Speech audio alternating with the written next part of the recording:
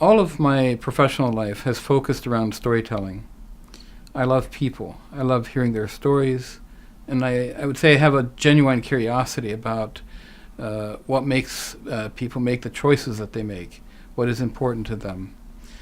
When spending time creating a video, for example, I think it's really important that we get to the why.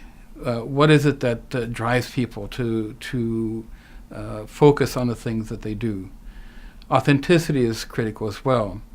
And so in order to capture authenticity, trust is critical. We must develop relationships. It's not just about pressing a button and hoping that you get something.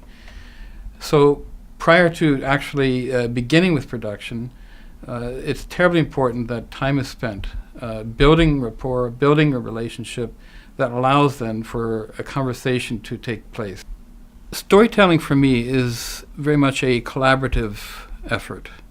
It involves the bringing together of many different components. In the case of video, for example, you've got the talent is involved in lighting, in composing, in creating the images. A very good friend of mine points out that 80% of what you see is what you hear. And so good sound is critical in telling that story. At the end of the day, when we're finally delivering the product, the end product, the thing that gives me the greatest satisfaction is knowing that there's been collaboration in arriving at that point. Knowing that, in fact, what we've put together can make a difference to the audiences for which it was intended. It's not about how many hours of work it's going to take, or really that can't even be determined until you understand what it is that the mission is behind that production. So asking the person, what story do they want to tell? What is it that they want to communicate? What is the end result they would like to see? Early on, when I was trying to decide where to go with my career, I knew that I wanted to work in communication. I made a choice. Having grown up in Brazil, in a culture other than my own North American culture, I realized that it was important to think about how to bridge the cultures and cultural divides that happen.